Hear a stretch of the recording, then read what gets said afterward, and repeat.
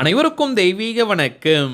நான் உங்கள் Karthik. Welcome to divine root YouTube channel. இன்னைக்கு நம்ம பார்க்க போறது வியாழக்கிழமையன்று குறிப்பிட்ட இந்த நேரத்தில் இந்த குபேர எந்திரம் எழுதி பணம் வைக்கும் இடத்தில் வைத்து பாருங்கள். குபேரர் உங்கள் கூடவே இருப்பார். பணம் நிரம்பி வழியும். நம்ம யூடியூப் சேனல்ல பண வசியத்திற்காக, அதாவது பணத்தை ஈர்ப்பதற்காக நிறைய தாந்திரிக முறைகள், மந்திர ஜபங்கள், ரகசிய வழிபாட்டு முறைகள் மற்றும் லா ஆஃப் அட்ராக்ஷன் மெத்தட்ஸ்னு பல பதிவுகளை பார்த்துக்கிட்டு இருக்கோம். அந்த வரிசையில இப்ப நம்ம பார்க்க போறது மிக மிக எளிமையான குபேர யந்திரம் எழுதும் முறை. நம்ம சேனலை ரெகுலரா பார்க்கறவங்களுக்கு தெரியும், நம்ம அப்லோட் பண்ணக்கூடிய அனைத்து பணவசிய முறைகளும் மிகவும் எளிமையானதாக இருக்கும். அதே நேரத்தில் உடனடியாக பலனை கொடுக்கக்கூடியவை. அதன் அடிப்படையில் இப்ப நம்ம பார்க்க போகும் இந்த மெத்தடும் இருக்கிறதுலயே ரொம்ப ரொம்ப சிம்பிளான ஒரு பணவசிய முறை. இன்ஸ்டன்டா இமீடியட்டா உங்களுக்கு பலன்கள் தெரியும். இந்த குபேர எந்திரத்திற்கு பின்பக்கத்துல ஆற்றல் மிக்க ஒரு வாக்கியத்தை நம்ம எழுத போறோம். சோ இதன் மூலமாக குபேரருடைய அருளை இன்னும் பூரணமாக நம்மால் பெற முடியும். சரிங்க, இந்த குபேர யந்திரம் மற்றும் அந்த ஆற்றல் மிக்க வாக்கியத்தை எந்த நேரத்தில் எப்படி எழுதணும்னு இந்த வீடியோல டீடைல்டா நம்ம தெரிஞ்சுக்கலாம். அதற்கு முன்னாடி நம்ம சேனலை இப்பதான் நீங்க ஃபர்ஸ்ட் டைம் பாக்குறீங்கன்னா மறக்காம சப்ஸ்கிரைப் பண்ணிக்கோங்க. பக்கத்துல இருக்க பெல் ஐகானையும் பிரஸ் பண்ணிக்கோங்க. அப்பதான் அப்லோட் பண்ற எல்லா பயனுள்ள தகவல்களும் உடனடியாக உங்களுக்கு நோட்டிபிகேஷன்ல வரும். முதல் விஷயம், இந்த எந்திரம் வரைய போறவங்க கட்டாயமாக நீங்க குளிச்சிருக்கணும். தலைக்கு குளிக்கணும்ன்ற அவசியம் கிடையாதுங்க. நார்மலா நீங்க குளித்திருந்தாலே போதும். அசைவம் நீங்க சாப்பிட்டிருந்தாலும் இந்த எந்திரத்தை வரையலாம். அதே போல பெண்கள் தீட்டு நேரமாக இருந்தாலும் நீங்க தாராளமாக வரையலாம். பிரேக் எடுக்கணும்ன்ற அவசியம் கிடையாதுங்க. பெண்கள் தீட்டுன்னு மட்டும் கிடையாது, வேற எந்த வகையான தீட்டாக இருந்தாலும் இந்த எந்திரத்தை நீங்க வரையலாம். ஏதாவது ஒரு வியாழக்கிழமை அன்னைக்கு மட்டும் தாங்க இந்த மெத்தடை நம்ம ஃபாலோ பண்ணணும். தேர்ஸ்டே மட்டும் தான் இந்த மெத்தடை நம்ம ஃபாலோ பண்ணணும். வளர்ப்பிறை, தேய்பிறை எல்லாம் நீங்க பார்க்க வேண்டிய அவசியம் இல்லை. எந்த வியாழக்கிழமை வேணாலும் இந்த மெத்தடை நீங்க யூஸ் பண்ணலாம். வியாழக்கிழமைனாலே அது குபேரருக்கு உரிய நாள். அதிலும் குபேர காலம்னு சொல்லப்படுவது மாலை 5 மணி முதல் இரவு 9 மணி வரை இருக்கும் இந்த இடைப்பட்ட நேரம் தாங்க. இன்னும் சில சாஸ்திரங்கள்ல வியாழக்கிழமை அன்று சாயங்காலம் 5 மணி முதல் இரவு 8 மணி வரை குபேர காலம்னு சொல்லியிருக்காங்க. ஆனால் இப்ப நம்ம பார்க்க போகும் இந்த எந்திரத்தை சாயங்காலம் 5 மணி முதல் இரவு 9 மணி வரை இருக்கும் இந்த இடைப்பட்ட நேரத்தில் எப்ப வேணாலும் நீங்க வரையலாம். யாரெல்லாம் இந்த டெக்னிக்கை மறக்காம யூஸ் பண்ணணும்னு பார்த்தோம்னா, அதிகமான கடன் பிரச்சனையில இருக்கிறவங்க, அடகு வைத்த நகைகள் மற்றும் சொத்துக்களை மீட்க முடியாம தவிக்கிறவங்க, குடும்பத்தை ரன் பண்றதுக்கே பணத்தட்டுப்பாடை ஃபேஸ் பண்றவங்க, அவசர தேவைக்காக பணத்திற்கு ட்ரை பண்ணிக்கிட்டு இருக்கிறவங்கன்னு பணம் தொடர்பான எந்த விதமான பிரச்சனைகளாக இருந்தாலும் சரி, இப்ப நம்ம பார்க்க போகும் இந்த சிம்பிளான டெக்னிக்கை நீங்க யூஸ் பண்ணி பாருங்க. அடுத்த சில நாட்களிலிருந்தே உங்களுக்கு பலன்கள் தெரிய ஆரம்பிக்கும். இக வாழ்க்கையின் 16 செல்வங்களையும் நமக்கு வாரி வழங்கக்கூடிய யக்ஷதேவர் ஸ்ரீ குபேரர். அந்த குபேரருடைய எந்திரம் இருக்கும் இடத்துல பணம் தேடி வரும். வீட்ல இருந்து, கோவில்ல இருந்து, ஒர்க் பண்ற இடம், பிசினஸ் பண்ற இடம்னு எங்கிருந்து வேணாலும் இந்த எந்திரத்தை நீங்க வரையலாம். மேக்சிமம் நீங்க குபேர காலத்திலேயே இந்த எந்திரத்தை வரைந்து அதே டைம்ல நீங்க பணம் வைக்கும் இடத்துல இந்த எந்திரத்தை வச்சிடுங்க.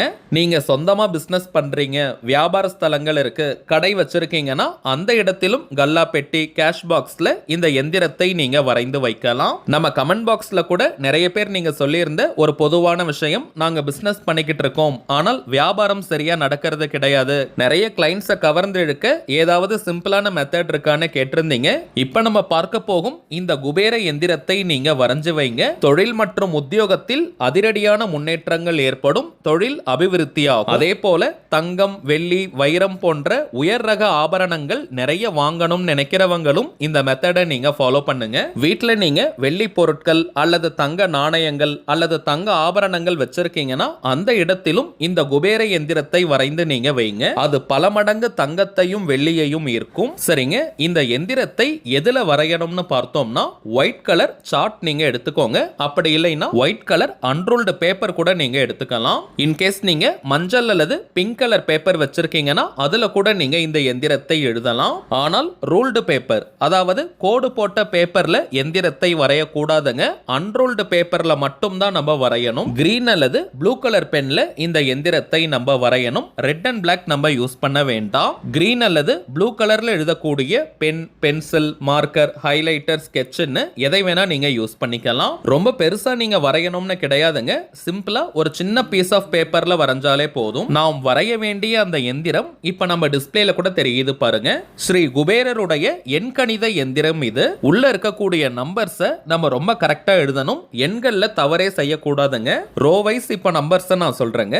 27, 20, 25, 22, 24, 26, 23, 28, 21, 27, 20, 25, 22, 24, 26, 23, 28 and 21. இந்த எண்கணித எந்திரத்தை நீங்க எழுதியதற்கு பிறகு இந்த பேப்பருடைய பின்பக்கத்துல கரெக்டா இந்த எந்திரத்திற்கு பின்னாடி சைட்ல இப்ப நீங்க பார்க்கக்கூடிய இந்த எளிமையான வாக்கியத்தை எழுதணும். அதாவது இவ்விடம் குபேரபுரி ஆகுக. எந்திரத்திற்கு பின்னாடி சைட்ல நீங்க 2 லைனா அல்லது 3 வரிகளா கூட இதை நீங்க எழுதிக்கலாம். இடம் இருந்தால் நீங்க ஒரே வரியா கூட எழுதிக்கலாம். அவ்வளவுதாங்க இந்த எந்திரம் எழுதும் முறை.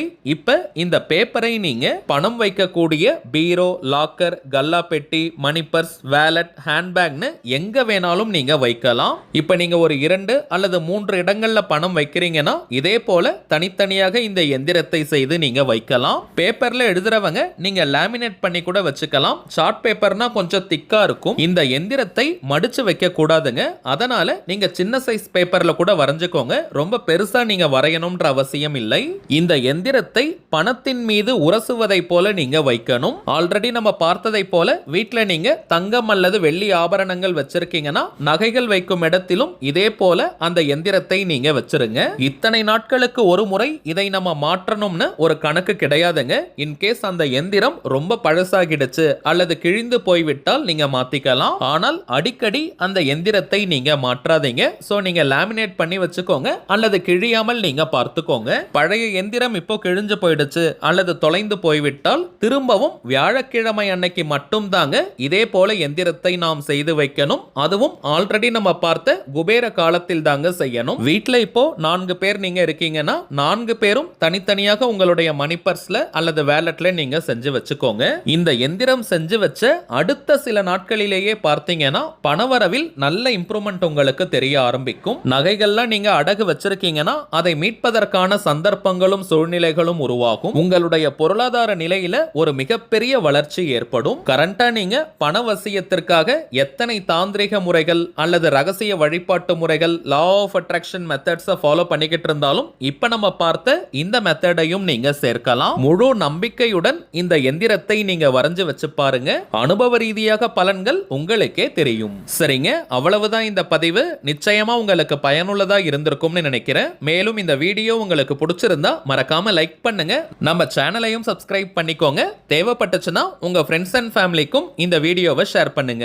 அடுத்ததா இன்னொரு முக்கியமான தலைப்போட நான் உங்களை சந்திக்கிறேன். என்றும் அன்புடன் கார்த்திக். நன்றி.